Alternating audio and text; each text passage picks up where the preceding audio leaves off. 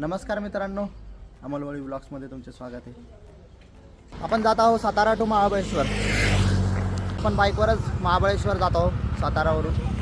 आजचा बाईकचा प्रवास हा छान असा राहणार आहे, बघू पुढे काय मज्जा धमाल। तर व्हिडिओमध्ये बनून राहा। आजचा बाईकचा प्रवास हा खूप मजेदार राहणार आहे, खूप एन्जॉयमेंट धमाल होणार आहे।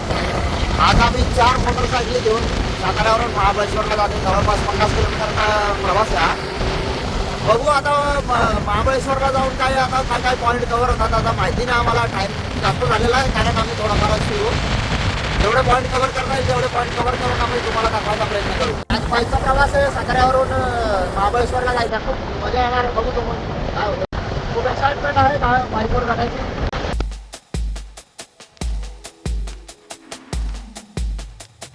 आमच्यासोबतच्या मोटरसायकली अजून मागे आहे।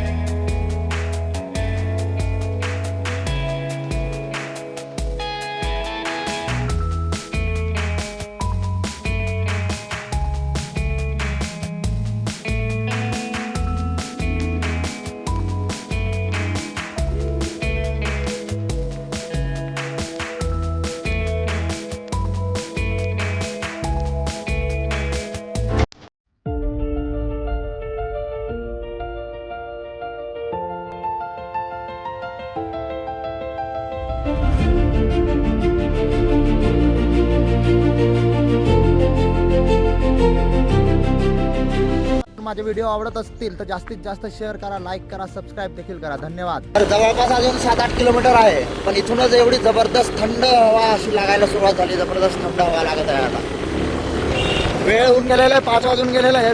सनसेट वगैरे कव्हर करू, बाकी तर काय आम्हाला जास्त कव्हर करता येणार नाही, पण जेवढं दाखवता येईल तेवढं दाखवायचा प्रयत्न करू।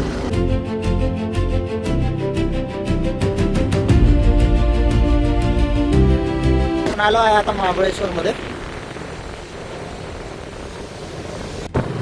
आपण जात आहोत लॉर्डविक पॉइंटला, हत्तीचा माथा। खूप जबरदस्त छान असा व्ह्यू आहे। महाबळेश्वरला आलेलो आहे।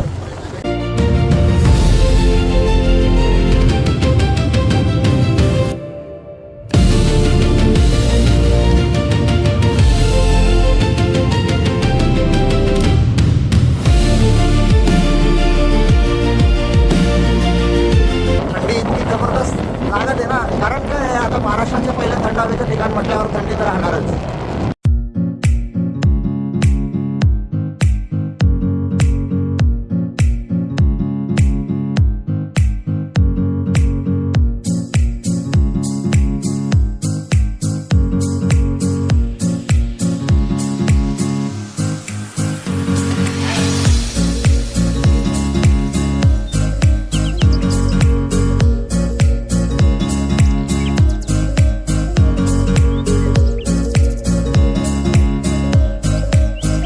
महाबळेश्वर मध्ये आलोय।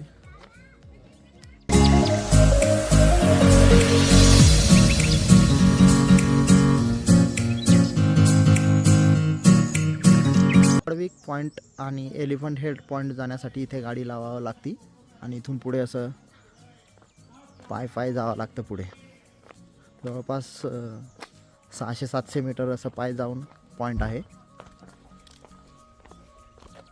आपण बघू, जेवढे पॉईंट कव्हर करता येईल तेवढे बघू। पुढे काय काय आहे काय नाही आहे आपल्याला एवढे काही माहिती नाही। इथे आल्यानंतर खूपच छान असं वाटत आहे। खूप मस्त वातावरण आहे, निसर्गरम्य वातावरण आणि थंड वातावरण आहे, खूप जबरदस्त। इकडे पॉईंटला जाता जाता खारुताई भेटली, बघू शकतात खारुताई। इतकी मस्त काहीतरी खात आहे ती, छान बघायला मिळालं।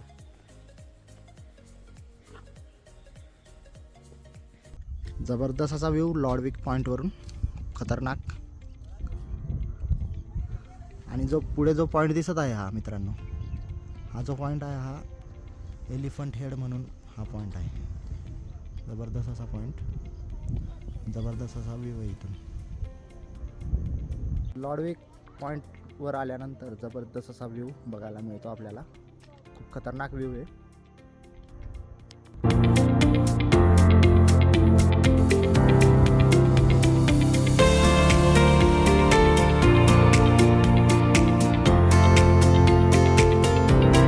सिनूला आईस्क्रीम खायची होती. सिनू आईस्क्रीम खात आहे.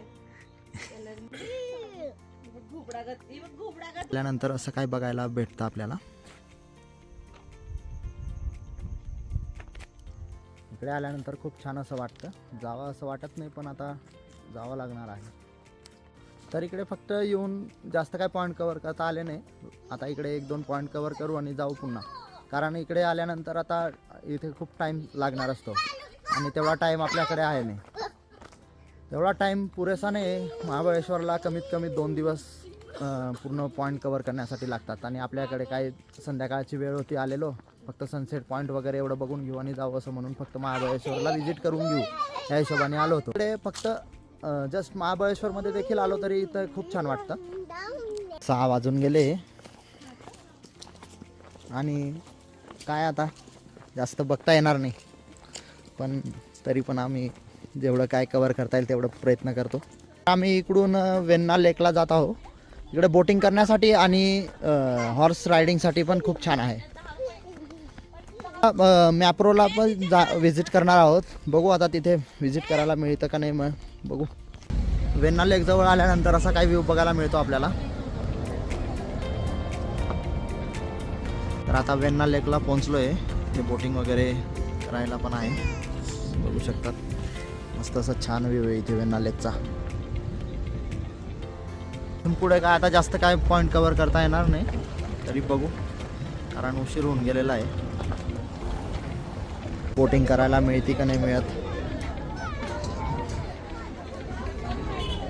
बोटिंग काय 6:30लाच क्लोज होऊन गेल्यामुळे आम्हाला काय बोटिंग करायला मिळाली नाही. सामने madam without ticket without life jacket platform से तर वेण्णा लेकला आल्यावर हॉर्स राईड देखील करायला मिळते आपल्याला. आता बघू हॉर्स राईड करतोय आता.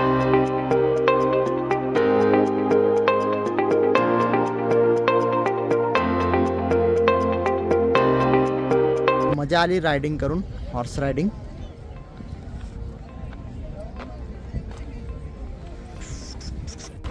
तर मित्रांनो खूप उशीर होऊन गेला महाबळेश्वरमध्ये. खूप छान वाटलं इकडे फिरून.